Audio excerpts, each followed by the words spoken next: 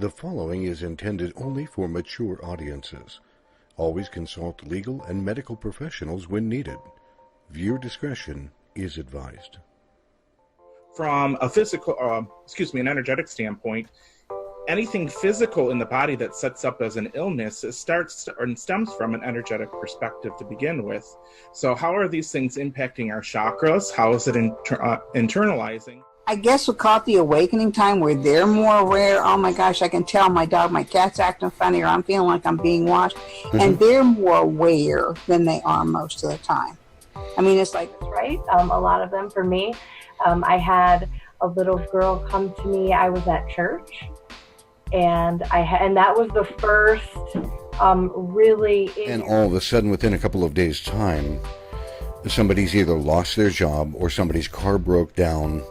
You know, these are the accidental sides of manifesting. Stories happen to people, and they take it on themselves. They take it on their shoulders. They take it on their heart. And, a lot of this stuff challenges them and their beliefs about themselves, about it limits who they can be. I like to look at their charts before I do healing session with them. And if we can get their chart, we can really pinpoint, a lot of these are past life things coming forward. What it is we have a conversation with that spirit, and we let them know why we're there. We also... but as far as the negative aspects, it can really lower your mood, and, just it can completely depress you. And I've seen that with a lot of people. Because it was a shock for me, I expanded my knowledge, and I stepped into energy healing, and then I went into shamanism. So in working with my guides...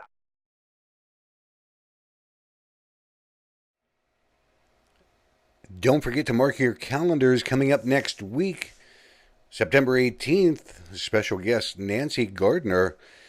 She's going to be talking to us about the medicine wheel, the phases of the moon, and how this impacts our life and how we can use it to better ourselves and to take control, I think might be a right way to say it. But next week, September 18th, special guest Nancy Gardner. Now, this evening's show is one of those things that is very polarity.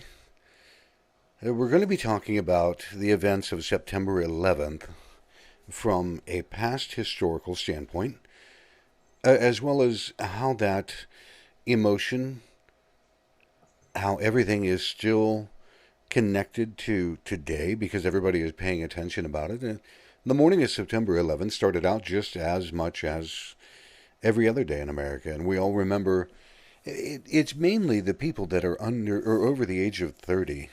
For a lot of people that are 25 and younger, what we're going to talk about tonight for them is more historical than from what they might remember.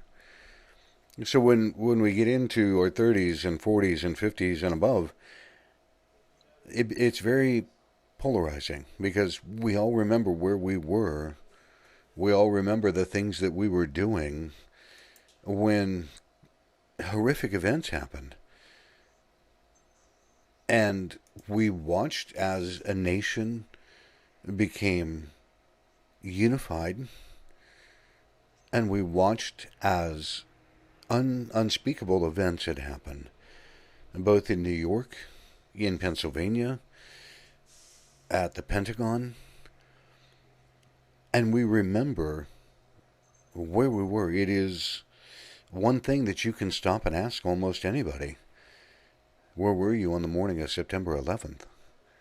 And they'll be able to tell you exactly where they were, exactly what they were doing, because we were all impacted at that point in time. More than 3,000 people lost their lives that day.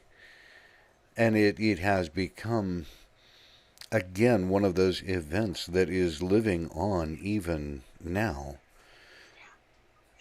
And even though the wreckage has been cleared, and even though everything has been cleaned up, and the memorial has been built in New York, it is still, today, 18 years later, such an emotional event for an entire nation.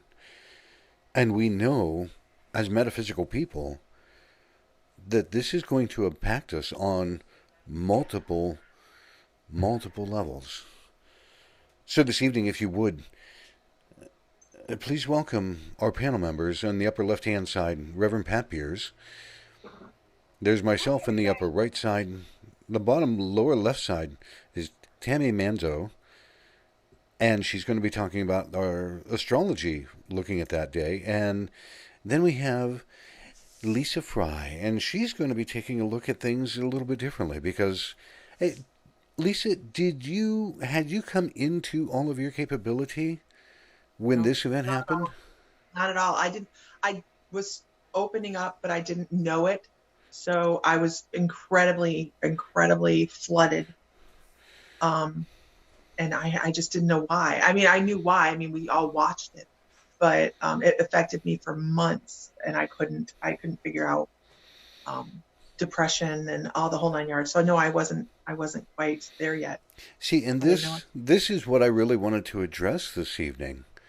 Is even now, and Pat mentioned it in our pre-show when we were just sitting and the three of us were kibitzing before you came in. I was getting all fired up from news events that happened that are impacting me on a business level, on a personal level. But there's a massive amount of that emotional energy that really is added because of all the energetics going around today. Mm-hmm. And it's really, really crazy. So, Tammy, what I'm going to do is I'm going to ask you, we're going to take a look at what? You sent me a picture. I'll let you explain it, and then I'll put it up for people to see. Awesome. Okay, so this is what Michael's going to put up is the actual astrology chart. It's an event chart of 9/11/2001 at that exact moment, 8:46 a.m. When the first event happened. And, this is a snapshot of the energy that was happening at that time. And, it exists in time. It always exists in time. If we remember it and go back to it, we're flooded back again, like Lisa said, with these energies and these emotions. And for everybody that is intuitive, empathic, metaphysical, energy workers, this is what you're feeling. When we think about 9/11, this is the very heavy emotions. So I'll walk you through it and I'll describe it.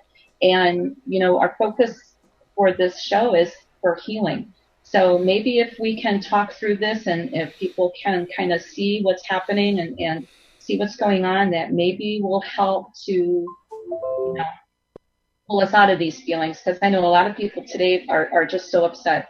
This happened how many years ago, and we can feel it like it was yesterday. I mean, I had a moment in the shower when I felt it like it was yesterday, and I tapped right into this moment, and this is what I was feeling. So go ahead, Michael, take it away. Oh, I was just looking.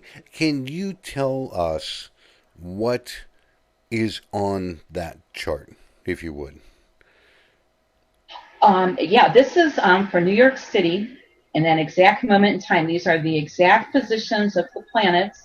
And you're going to see some heavy oppositions, and I'm going to describe the energies to you, and you're going to be able to, you'll be able to realize what it is that you're feeling. I've got that chart put right up on the screen for people to look at. Oh, okay. I'm not seeing it right now, but that's okay. I got a chart. I'm seeing you, but I have my chart here. So, okay, I'll go ahead and talk. I didn't realize it was up because I don't see it. Sorry, everybody. Okay. So looking at the wheel like it's a clock face, at the number 1, where number 1 o'clock would be, you see 4 planets. That is in the 9th house. We see Jupiter, we see the North Node, we see the Moon, and we see Saturn. Now, the 9th house is all about our higher belief systems. This is the laws of our country. This is our higher beliefs. And so the laws fall under here, right? Because it's the laws are the higher beliefs of our government. And it also covers foreign countries, foreign lands, foreign people. So now right underneath that diagonally, like at the 7 o'clock position, In the third house, we have two energies. We have Chiron and we have Mars. Now, I want to look at the biggest, and actually Pluto is part of that as well. He's not in the third house. He's up a little bit farther. If you look at the red lines in the opposition, I mean, that's the opposition. That's the challenge right there. So let's take the moon. The moon in the ninth house, that's people, and that's emotions, and that's the subconscious. So right underneath that, we've got Lion going to Mars underneath. So Mars, that's that fighting energy, right? That's the kind of attack. That is the the anger, the aggression, and that's an exact opposition to the moon. So man, when we tap into this moment in time, there's that anger again. There's that aggression. Right next to it, Chiron. Chiron is the wound, the wounded centaur. So the wound, oh my gosh, the wound energy goes right up to the moon as well. So there was big wounding that we felt that day. We still feel it. It's still connected in that moment in time. Then we have Pluto, and he is connected. He's got the red line going right up to Saturn. And now Saturn is our authority, So when Saturn is in the ninth house of, the United States chart, that is our authority as a country. And Pluto is an energy that wants to break that down. Pluto breaks down old beliefs, old programs, old blockages. So what we have is like the two biggest heavy hitters in the in the cosmos. Saturn, who's in charge, and Pluto trying to overthrow something. And boy, we got that energy just going back and forth, right? So we had to hold our ground against, somebody trying to take away authority of our country. Are we going to change how we live? Who knows what could have happened if 9/11 happened a different way? You know what I mean? Like, Who knows what could have happened, Is that also what is basically attributing to how people act or react in that fashion? Or is that, I guess what I'm looking at is from an astrological standpoint, is there a particular thing, or is it a melding of many things that is making this so difficult? Yeah. It's all these things working all together, and it's really just it's a big challenge. I mean, it's a big issue. Something this energy had been building for a while. Mm-hmm. Because Saturn moves real slow, Pluto moves real slow, but when the moon lined up and some other transits to the United States chart lined up, that's what gave you the timing of 9/11, right? Wow. But this energy had been building. This was a challenge that America was going to have to face. There was something going on where we had to raise up to the next level, through our belief systems, through our actions. And look how much changed after 9/11. Even just getting on a plane, all kinds of things changed. And we changed the way life is now. Life is way different, 9/11 and after. It is definitely something that changed the face of America in how we do things, and especially air travel. If somebody looked ahead and they took a look at this chart and they were to look at it a couple of days before, from your stance, would it have been, you would look at it and go, oh God, something major is going to happen? Yeah, there are astrologers that look at the world events and politics, and it's mundane astrology is what they call it. I look at natal charts. I look at for the person, but there are people that just specialize in this, and yeah, I'm sure a lot of them would have seen it, but astrology doesn't make things happen. It just puts out a weather report. Something could happen, with these kind of energies. So yeah, maybe a lot of astrologers at the time said, wow, something's going to happen. We don't know what, There's always free will. Everybody can react any way they want. Mm-hmm. But this was playing out in the charts of each person as well. So everybody had some kind of struggle they were going through at some point about their belief system, right? Raising themselves up to the level of their own authority. If you think about your own life, what were you doing in 2001? What was going on? You know what I mean? Everybody was kind of playing out in this own little struggle as well. And then the countries play out as a collective too. And that's what really gets me, because there are so many different aspects that probably would have told people if they had been paying attention, or if they had a little bit of foreknowledge, or being able to see things. Pat, on that particular day, how did all of that impact you? And I know that even back then you were reading with a lot of other people, or working at fairs with a lot of other people. So I'm going to ask you, how did that impact readers at that point? Have you ever had that feeling something's going on, and you get that dread, and we were all feeling that, but nobody had a clue. And we kept saying to each other, are you feeling like something's going to happen? And we thought it was all something maybe going to happen to us personally in our little area. Maybe there was going to be some kind of a industrial accident or something that would affect us only here in Akron. We were not thinking about worldwide or something as big as the Twin Towers. Never dawned on us, but we just had that feeling of dread, that uneasiness, that something's going on, but we don't know. And then we all start praying that whatever this is, it be positive energy put into it. And yeah, man. Yeah, we were all in shock when it happened.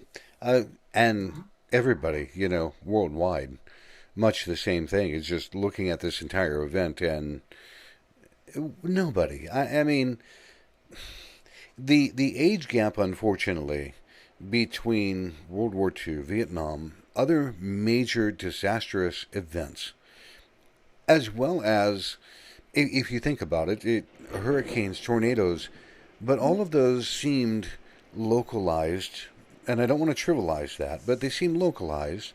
If a hurricane hit and wiped out parts of Florida, okay, the southern states would feel it, but the north and the west, life went on as normal. For the first time, I think, in decades, America experienced an event that brought it to a standstill, collectively. And collectively, because of the connection that we had through media. We weren't really big on social media at that point yet, so there wasn't a lot of that. But it stopped all of us in our tracks, and all of us felt the same thing at the same time. It is one of those things that I do remember on the first anniversary of September 11th in New York. The 3-digit number actually was 911, because the entire nation was focused on that number on that day. Now, Lisa, I'm going to ask you, as you mentioned earlier, you did not have a lot, or have developed a lot of what you do now. Correct. So as you were an empath before, you just didn't know how to describe it, you didn't do what you do now. Right. How did people like yourself, if you can remember, how did people like yourself deal with that emotion? Not well. I mean, not well at all. I fell apart quite a bit. Where we lived was such an emotional place. Our location was so close to New York that people commuted all the time. So my location affected me a lot with the emotion that come with it, because while I had a salon, I had a day spa, and our customers sitting there in that moment were leaving because they had loved ones in the tower. And we had people in our community that flew the planes. They owned businesses in our community, and they flew the planes. So our community crashed in on itself. And I did not handle that well. I had to touch these people every single day doing nails. And I was in depression. I fell into depression. I really think, even today, I still struggle with it just because I know what to do now, but I still feel that extreme crushing anxiety that comes with it. And I know we all do, but I can look back and go, I didn't know what to do. I felt so lost. And I fell into a deep depression for a couple months because I was feeling everybody. I was feeling the collective emotion. I didn't know what it was. I think when you're crushed with that kind of emotion and you're struggling anyways because you don't know what you're feeling other than your own emotion, you're compounded. You don't know what to do. No, I would wholeheartedly agree. For myself, I was a traveling technician at the time, and I had flown out the day before. But for me, I was working with my mentor Richard at the time and learning and adapting and growing more of what I do. Mm-hmm. But for me, as a traveling person for business, it impacted so many different sides. Do I want to quit my job? I don't want to get back on another. When it came, thankfully, all of us we were given a short, almost 2 weeks to where nobody was traveling. Airlines were just functional again before we had to go get back on a plane and fly back out and finish the job that we had started when that happened. But there were technicians that quit. There were traveling salesmen that said, my life is not worth this. I want my family. Screw this. I'm out of here. Mm-hmm. And I know that is more than just... It impacted every traveling job known to man. I know that it did. One of the first flights you after know? 9/11. Pat, my grandmother got sick in Florida, and I had to get on one of the very first flights. And after they opened the airports back up, and the anxiety was crippling. It was, because now you've got this line that you have to stand in that you never did before. You've got security that is looking at you like you're going to be the next person to take the plane over. Mm-hmm. And it impacted all of us in weird, awkward, horrible kinds of ways. And I'll even, Pat, did it affect the realty market at that point? I mean, did home sales? It did a lot. We dealt a lot with transferees. People who had been out of town on vacation or working couldn't get home. They're renting cars in California, which was impossible. So they could get a car this far, and then they'd have to rent another one, and then they'd get stuck because it was terrible. And people, I mean, all of us, I mean, you look twice. You don't want to go into any big building. And people just did not want to talk. They were just terrified. And Akron compared to the big cities is Podunk Junction. But, they didn't feel safe anywhere. They did not feel safe anywhere. And it was a big burden, big burden. How do you tell someone, oh, everything's cool here, don't worry about it. You can get here, you can fly in, we got a real small airport. And they're like, I'm not getting on a plane. And yet they're in Texas or Florida or somewhere. It was not feasible for them to drive. A lot of them had to be moved here within 2 weeks or 2 months. That's when the companies only gave you 30 days. Hey, you're going to Akron, Ohio, get your house on the market. If it doesn't sell, we'll buy it. You guys get packed and get going. And they're like, Do all of you remember trying to make a phone call that morning? You couldn't. And this is, again, the first time, probably since Vietnam, that the phone lines were absolutely squashed. And again, this was another thing that added to hysteria. Nobody knew. Are my loved ones safe? What's going on? I need that voice on the other end of the phone to say I'm okay. Not only that, you couldn't travel. We were in Cincinnati at a real estate convention. And I came down on the elevator, and I thought it was a movie trailer. I'm getting ready to go to a 9:00 meeting, and I thought it was a movie trailer. And I'm going to grab coffee and a Danish before I go into these meetings. And I'm coming down in the elevator, and here are all these guys with the the dark suitcases and like the flight bags. And there were a lot of Air Force guys there. And that guy said to me, is your car in the garage? And I said, yes, it is. He says, you might want to move it up to street level. They locked the garages. They shut down the city. Mm-hmm. You could not drive. If you didn't get out right away, you weren't getting out because they weren't letting anybody go in. And we all had to stay an extra night because you couldn't go. No, and this is what affected every person in every major city.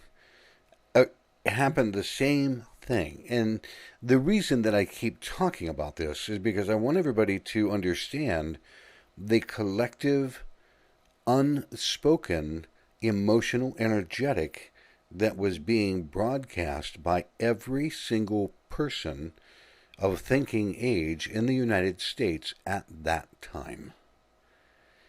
If we had a way to measure it at that point, it would have been unreal. It would have blown any chart away. It was, my daughter at that time worked at First Merit Bank, and she wasn't in the tower. She wasn't in the Akron Savings and Loan. She wasn't in the Cascade Tower. She was across the street in a small 3-story building, and she managed to get a message to me because I had one of the cell phones that said, Mom, we're on lockdown. What's going on? Because they didn't really know what had happened. So any building, you got the police or someone or the guards that were normally in the lobby are now blocking the elevators, and, you had to show ID to go anywhere. What we're going to do right now is we're going to take our short interlude. When we come back, we're going to begin to take a look at the metaphysical side, the energy, the being an empath, because many people are empathic. Even if they don't do anything in metaphysics, everybody has that capability to feel what's going on. And today is one of those days that energy will affect everybody. Most of it in an agitative or an adverse way. So the next thing that we want to do when we come right back is we're going to try to work through that. And how do you work past that? We'll be back in just a moment.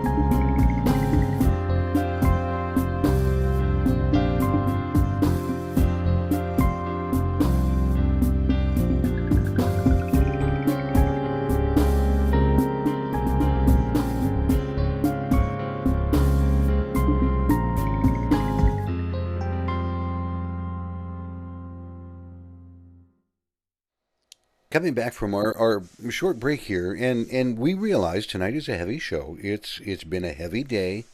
It has been filled with emotion, left, right, front, center, everywhere.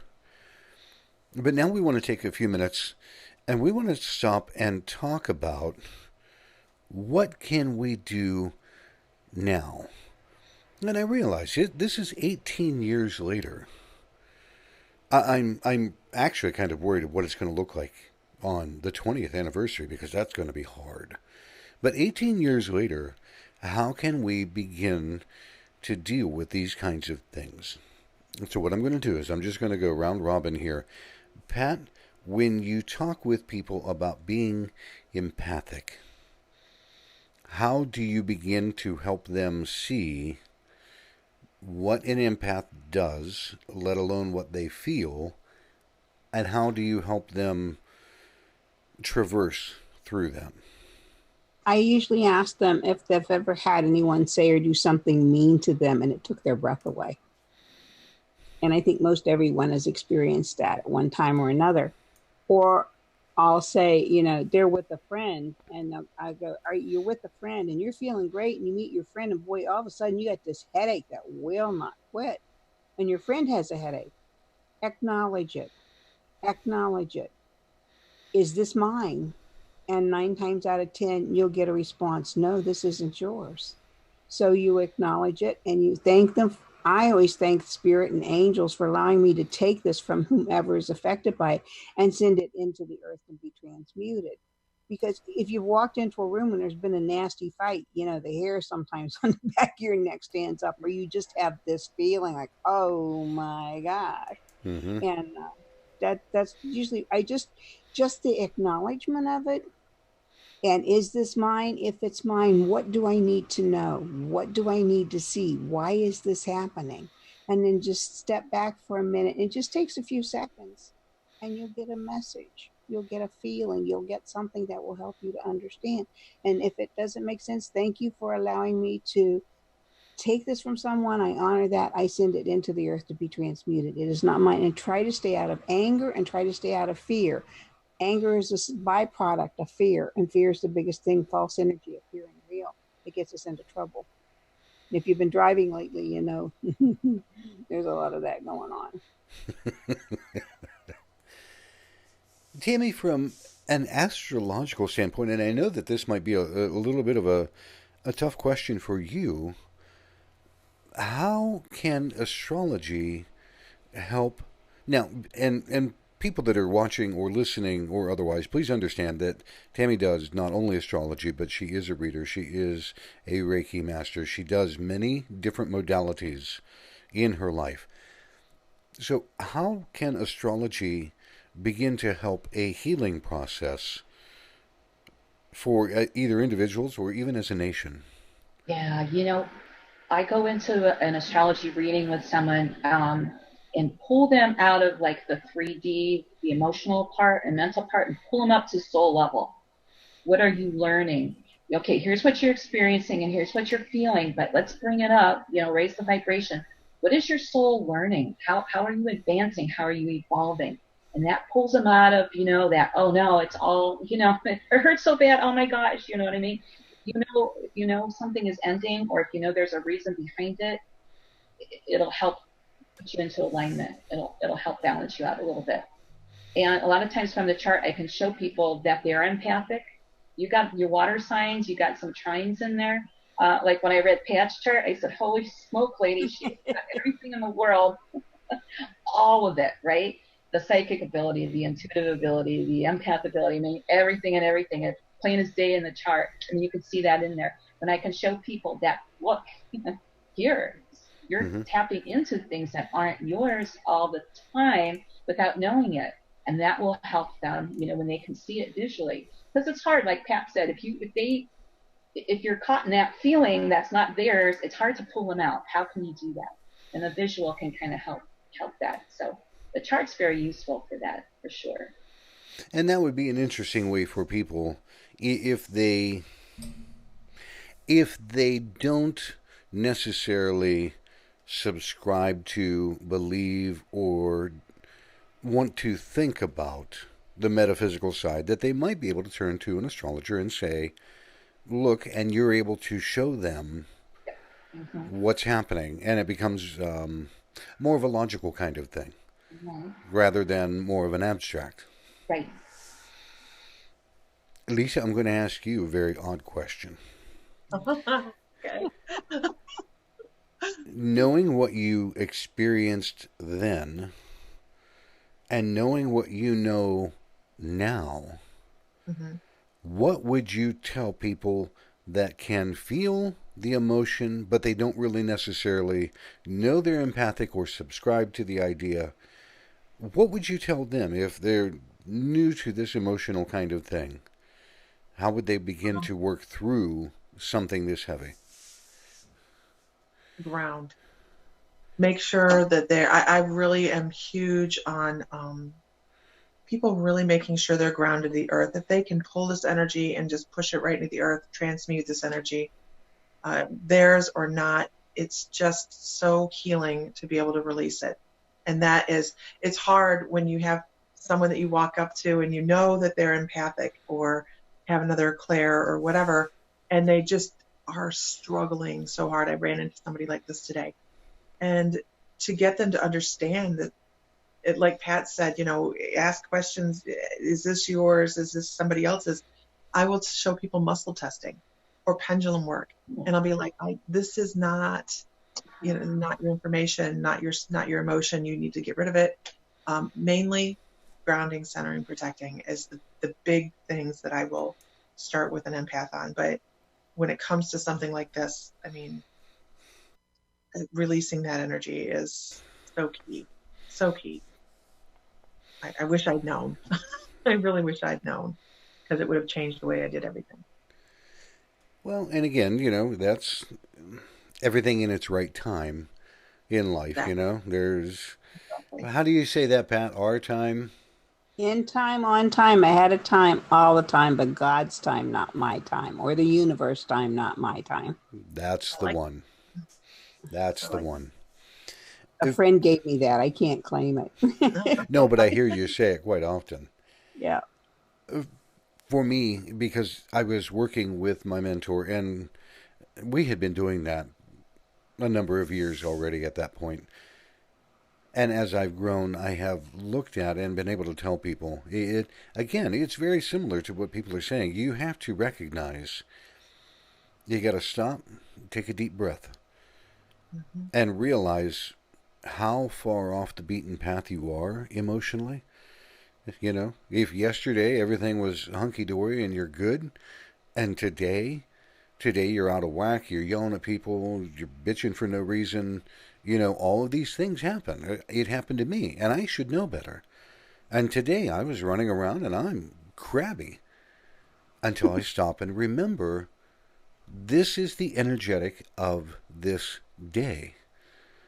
And I didn't pay attention when I got up because I was caught off guard by news articles, and my whole day just exploded until I stopped and started to reel this back in. Is this my feeling? No. And as everyone has said, at that point you have to go, thank you for allowing me to feel this feeling. It's important that you have the gratitude to say, thank you for letting me feel this feeling, even though it sucks. All right? Well, let's call a spade a spade. It sucks bad. Well, and the theme that's been for me this year since the 1st of January has been, don't take it personally. Everybody's lashing out for one reason or another. And I've gotten my feelings hurt really bad, and I have to remind myself, wait a minute, back up. Just because they're having a bad day doesn't mean I have to have a bad day. Mm-hmm. And I try to help them to understand this too shall pass. We know the beginning. We know what we hope the end's going to be. We don't know the stuff in the middle. And we cannot get caught, because then we start projecting that and we walk right into it. And I did. That was me today. I walked straight into the middle of it. But the thing with... It's the one thing that I tell people, even though the emotion of what you feel may be poor, bad, horrible, take a moment and say, thank you for letting me have the ability to feel that feeling. Mhm. because you're stopping to show gratitude for who you are, what you are capable of doing. It's very important. And then say, this feeling isn't mine. Take it back and put it back where it came from or where it belongs. And it's massively important that you do that as well, because you don't want to be sitting with this energetic all day long. Mhm. And We've when you all been there. Every one of us. encounter a clerk or someone who's having a bad day, say, just smile at them. Everybody else has been crabbing at them. Smile at them and say, I used to work with the public. I understand what's like. I hope it gets better. Just keep smiling. It'll make them wonder what you've been up to. And it kind of makes them laugh a little bit. And then they realize, well, I just because they're crabbing, I don't have to live in it. It is true. Because if we don't take the time to flush it out of our system, or let it pass through being grounded to Mother Earth, or realize it and say it can go back where it came from, this is what sets us up personally for having a really crappy day, for lashing out at other people for no reason, but the overall becomes even more sinister, because if we hold this energy in, this is what creates dis-ease. Mhm. That if you keep holding this energy in, it will multiply, and pretty soon it's going to manifest as Lord knows what. But you're probably going to go see a doctor about it. Mhm.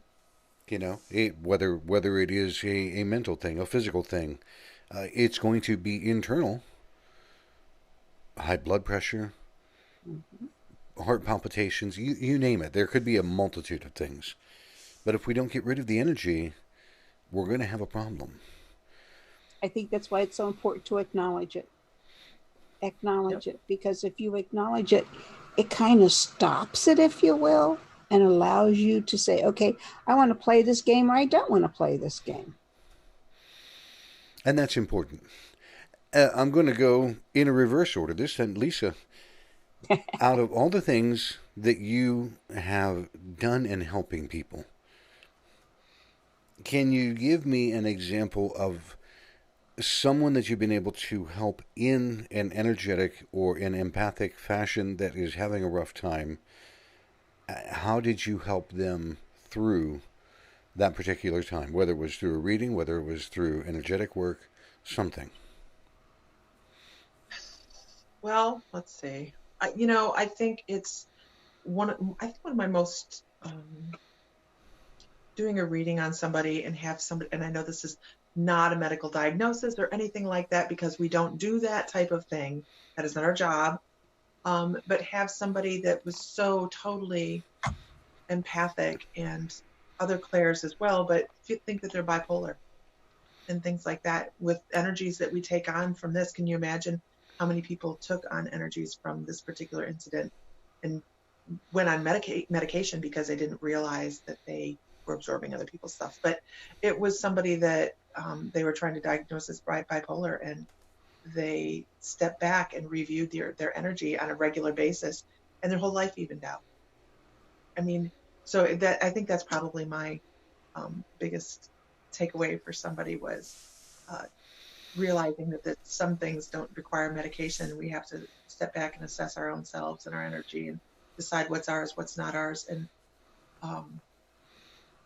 And really, she was absolutely, once she got a hold of it, she was fine, So I think that's my biggest one. But again, this, and that's an awesome kind of thing, but it's the same thing as being able to say how she was able to deal with a particular thing because it is her issue at that moment that you're dealing with. Right.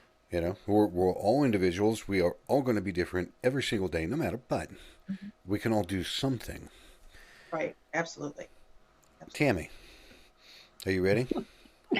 From an astrological standpoint, have you been able to show someone kind of where a blockage is or an emotion that they're having a rough time, and be able to show them, and then a short time after, maybe a month later, did they come back and you could literally see the change, not only in the person, but you could see it on paper?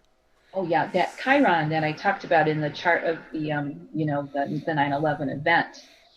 Everybody's got a Chiron somewhere in their chart that they carry in. It's a wound that their soul knows from some level, from some past lives.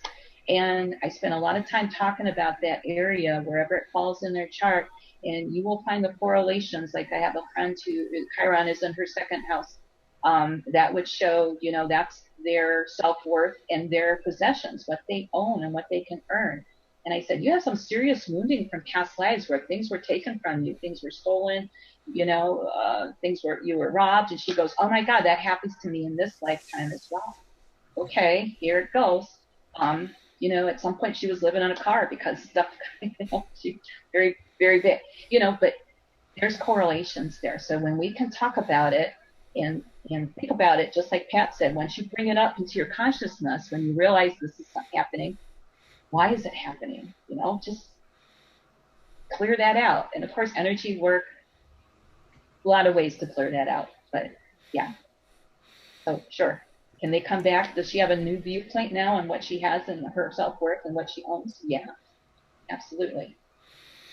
And the reason that I'm asking you that is for, again, people that are watching or listening later on the podcast, if you have an emotional, I'm not going to say distress, but if you're having a difficult time, especially on a day like today, being able to find someone like Lisa to be able to help work with it, or Pat, or myself, or even as Tammy, as an astrologer that might be able to point out, here's where you might have an issue. Let's talk about that for a minute. It's massively important. Pat, I'm going to ask you. Yes, sir. In all of your time, and I don't have the paper. Wait, I might actually have the paper. I do, because we talked about this the other week. Pat has been reading for people for 55 years. She's been reading for people longer than I've been on the planet. Baby. Yeah. I'm like, wow, that's harsh. But I'll it's get not. it. It's not to say that. And she just had a birthday. I did. So 73. yeah, happy belated. And it's not to say anything about your age. And I think the people that listen to the show on a regular basis know that's not my intent. Right. It is recognizing an experience that is a wealth of knowledge far above and beyond anything that I have or anything that I do.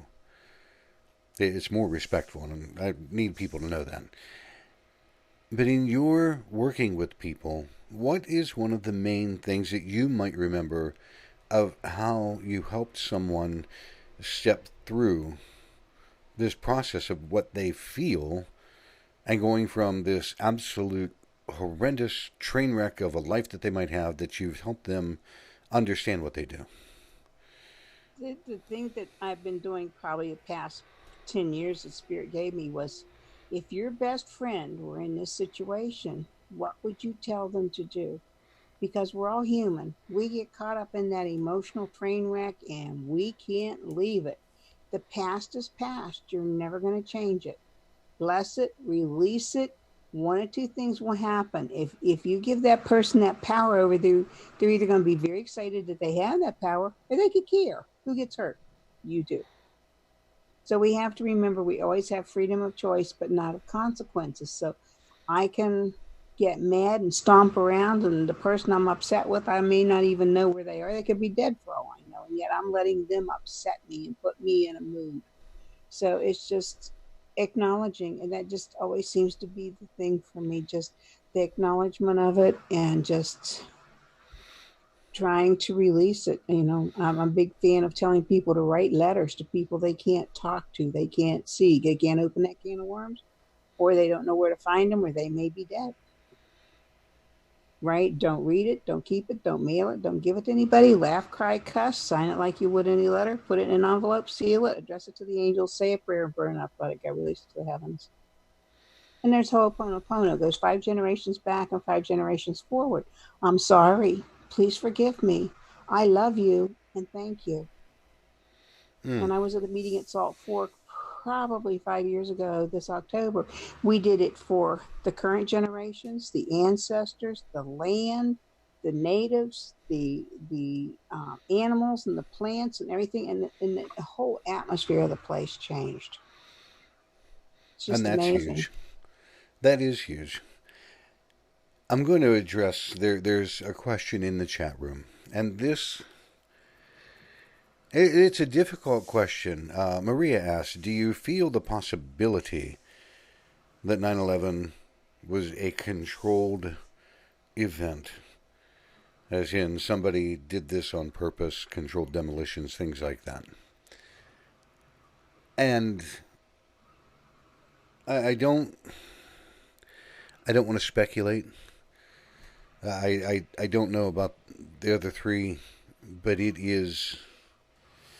is a particular topic that becomes extremely controversial no matter what someone is going to say. Mm-hmm.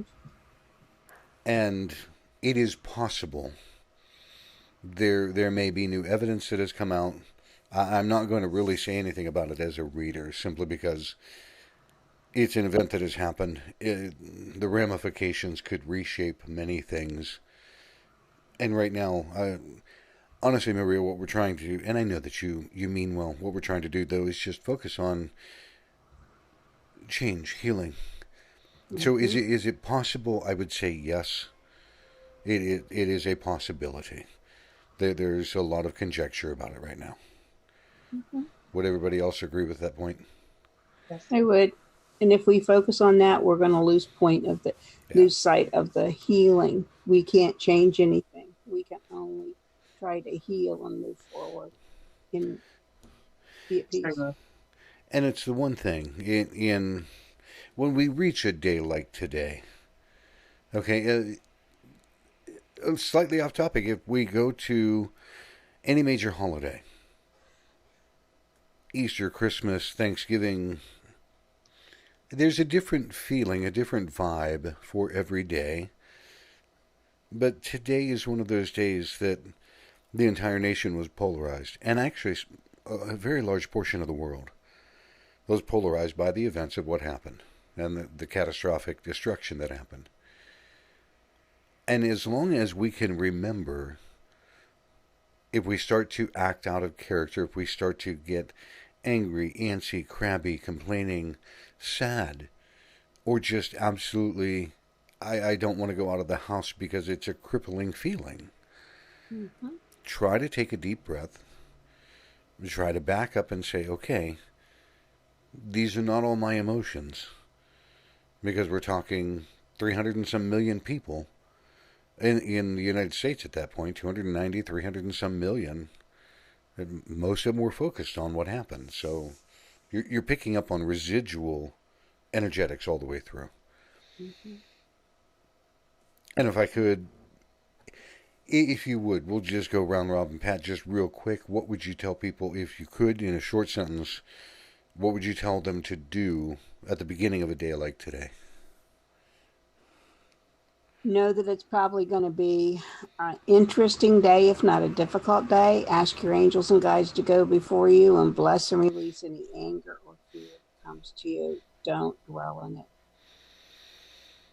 I would agree very much. Tammy, from your standpoint? Yeah, I would tell people, honor the feelings that come up. Don't try to shove them down. Honor them and allow them to come up. Sit with them for a minute. Bless them, love them, and let them go. I would wholeheartedly agree. Lisa, what would you tell people at the beginning of a day like today? Pretty much they've said it. Honor everything that comes across your table that day and love everybody around you like we loved everybody the day after. The feeling of unity that our communities had on 9/12. Everybody should be treating everybody like that every day, but especially on 9/11. For me, on my side, I would tell people, and because I am such a realist at times, we know this day is coming every year. When you wake up in the morning, have that gratitude that you're up, you're awake, you're out, you're about, you have another day to change. If you need to, for a moment, think about all the children that were born on that day. And look how happy life became for many families, even though it was a stressful, struggling event. They brought joy into the world. So it's just try to keep yourself balanced as you go along. Well, folks, we're going to go ahead and wrap up our show for the evening. Ladies, thank you for being on the show this evening. I am hoping that we're able to help get some people some information to be able to change or adapt or at least hold their own on a day like today. And everybody's just sitting and looking. All right. Thank you all, seriously, for being here. Thank everybody in the chat room, in the podcast that is going to listen. I will, before we go anywhere, remind people just one more time, mark your calendar for next week. We are having a live guest, Nancy Gardner. She is a certified Tai Chi instructor. She is a certified Qigong instructor. She is an awesome person, and she's going to be helping walk the medicine wheel and teaching us about that live September 18th, 9 p.m. Nancy Gardner. We're looking forward to having her. That's next week coming up. Until then, I hope that we're able to help and that everybody has a great weekend. Remember to catch us up on terraturas.com. Also, you can check out the podcast that'll be up a little bit later, but all of our previous shows in podcast form on any of your major podcast players. And you can also visit our website or our side on YouTube at /Terra Turas, and you can watch all the past shows from there. So until next week, everybody, I hope everybody has a great weekend. Take care. Bye. Bye.